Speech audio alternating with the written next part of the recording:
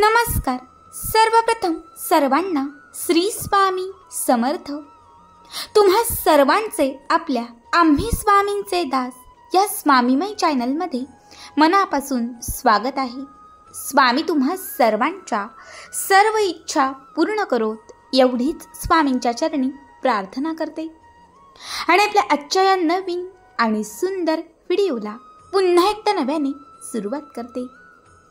भक्तो, आज मी तुम्हाला आपल्या या चॅनलमध्ये एका स्वामी सेवेकरी दादांचा एक दिव्य, प्रत्येकाच्या मनाला लागणारा, एका क्षणासाठी अगदी हृदयाचे ठोके चुकवणारा हा दिव्य अनुभव त्यांच्याच शब्दात सांगणार आहे. जेव्हा स्वामी आपल्या आयुष्यात येतात तेव्हा एका झिरोला ते कसं हिरो करतात हे तुम्हाला आजच्या व्हिडिओमध्ये पाहायला मिळेल. तत्पूर्वी जे कोणी स्वामी भक्त आपल्या चॅनलवरती असतील त्यांनी लगेचच आपल्या चॅनलला सबस्क्राईब करा, कारण तुम्ही आपला चॅनल सबस्क्राईब केल्यामुळे मी पुढचे जे काही व्हिडिओ बनवेन त्याचं सर्वात पहिले नोटिफिकेशन हे तुमच्यापर्यंत पोहोचेल. हा अनुभव आहे रत्नागिरीमधील स्वामी सेवेकरी दादा श्री अभय पावडे या दादांचा. पुढील संपूर्ण अनुभव हा या दादांच्याच शब्दात. दादा म्हणतात, सर्वप्रथम सर्वांना श्री स्वामी समर्थ, सद्गुरु स्वामी समर्थ. नमस्कार, मी श्री अभय पावडे आणि मी रत्नागिरीमधून आहे. खरं तर मी मागच्या अगदी 2 ते 3 वर्षांपासून या सेवेत आलो आहे. मात्र स्वामींचं आणि माझं जे नातं आहे ते जन्मोजन्मीचं आहे. ते म्हणतात ना की स्वामी सेवेत यायला नशीब लागतात, आणि तितका नशीबवान मी नक्कीच आहे. मागच्या 3 वर्षांपूर्वी माझ्या आयुष्यात अनेक संकटे, अनेक वादळे आली. काही वादळे ही मला संपवणारी होती, मात्र माझ्यासोबत माझ्या स्वामींची अफाट शक्ती होती आणि त्यामुळेच मी आज जिवंत आहे. बस. माझा रत्नागिरीत कापडी कच्च्या मालाचा व्यवसाय. खरं तर हा व्यवसाय आमच्या घरात परंपरेनुसार आहे. आधी पंजोबा, नंतर आजोबा, त्यानंतर बाबा आणि मग बाबांनंतर मी. हा व्यवसाय आम्ही पिढ्यानपिढ्या चालवत आलो. हा व्यवसाय खरं तर आम्ही खूप पुढे नेला होता. मात्र कोरोनाचा काळ सुरू झाला आणि व्यवसाय ठप्प झाला. माल खूप होता, पण मार्केट बंद असल्याने खप कमी झाला. 2 वर्ष माल हा गोडाऊनमध्ये तसाच पडून राहिला. पुढील 2 वर्षानंतर कोरोना कमी झाला, त्यामुळे संपूर्ण माल हा कुजला. त्याला बुरशी पकडून वास येऊ लागला.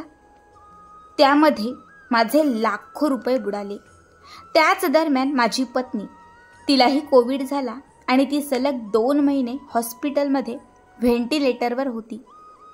त्याच वेळी ती जगण्याची शक्यता ही खूप कमी होती, कारण तिची कंडिशन ही खूप सिरियस होती. 2 महिन्यात तिच्यात काहीच सुधारणा नव्हती आणि त्याच वेळी माझी गाठ स्वामींशी झाली. त्यावेळी मला स्वामी भेटले. मोबाईलवर मी प्रदीप दादांचे काही अनुभव ऐकले आणि मग मी दादांशी कॉन्टॅक्ट करून कोरोनाची सेवा घेतली आणि त्याचमुळे माझ्या पत्नीचे प्राण वाचले. पण खर्च खूप झाला, त्यामुळे मी कर्जात डुबलो. 1 नाही 2 नाही, तब्बल 50 लाखांचं कर्ज माझ्या डोक्यावर झालं. तो टाईम खरंच खूप भयानक होता. अक्षरशः ज्यांच्याकडनं मी पैसे घेतले तीच लोक सकाळपासून माझ्या घराच्या समोर रांग लावू लागली.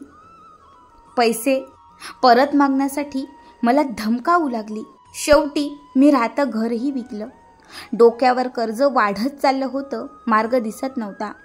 रोज आत्महत्येचा विचार माझ्या मनात येत होता. एके दिवशी मी आत्महत्या करण्यासाठी आमच्या जवळ असणाऱ्या नदीवर पोचलो. 1 तास बसून मी तिथे खूप रडलो, कारण आयुष्यात मी पहिल्यांदाच हारलो.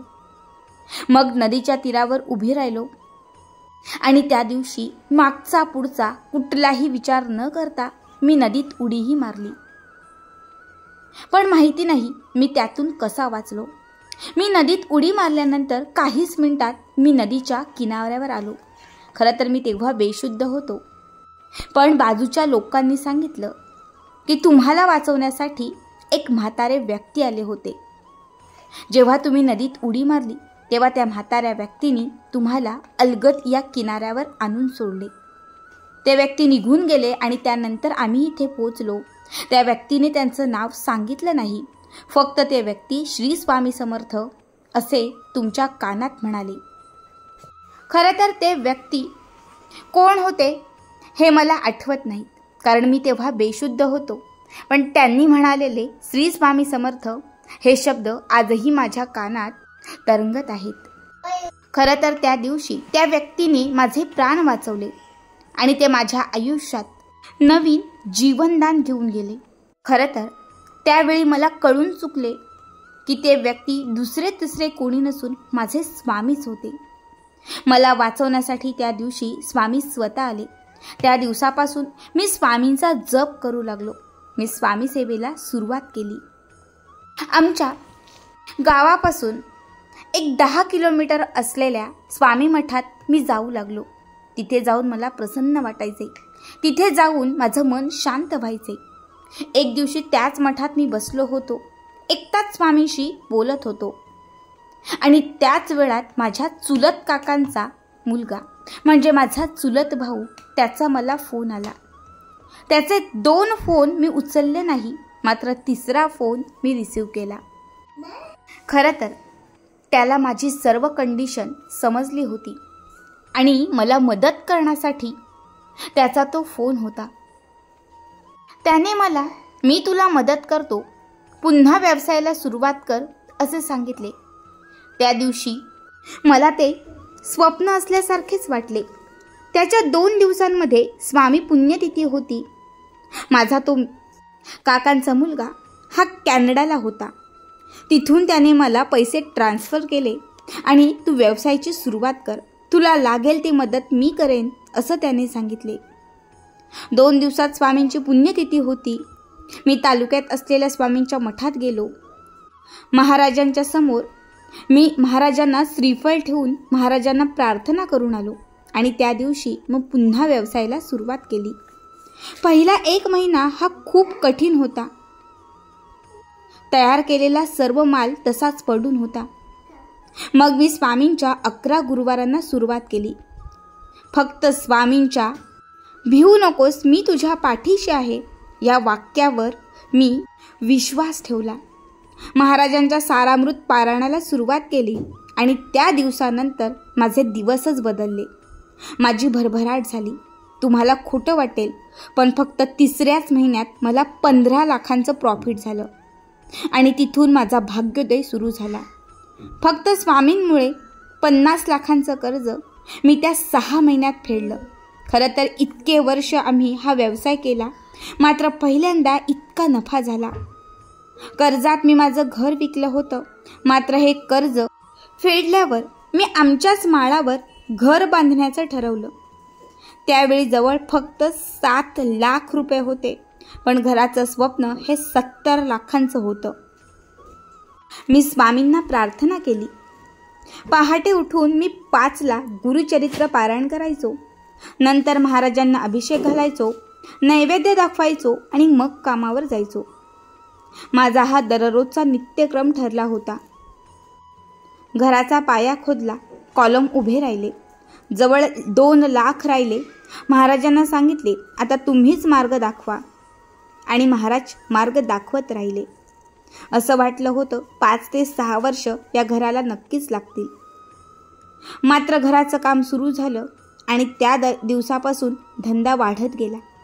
मालाची मागणी वाढत गेली आणि 30 वर्षांच्या या व्यवसायात त्यावेळी पहिल्यांदा मला एका वर्षात 70 लाखांचं प्रॉफिट झालं आणि शेवटी महाराजांच्या कृपेने 70 लाखांचं घर माझं एका वर्षाच्या आत तयार झालं. खरंच ते दिवस खूप जास्त महत्त्वाचे होते कधीही. मात्र स्वामी आयुष्यात आले आणि माझे दिवसच बदलले. खरंच 0 होतो मी, मात्र स्वामींनी हिरो केलं. काहीच नव्हतो मी, पण स्वामींनी मला पुन्हा एकदा नव्याने घडवलं. स्वामी कसे फेडू तुमचे हे ऋण मी.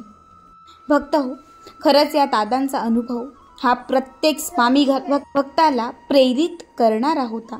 तुम्हाला आजचा हा अनुभव कसा वाटला?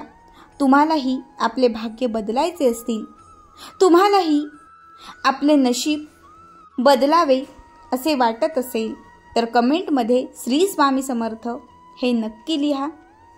आणि आपला आजचा हा अनुभव, आजचा हा व्हिडिओ जास्तीत जास्त लोकांना नक्कीच शेअर करा.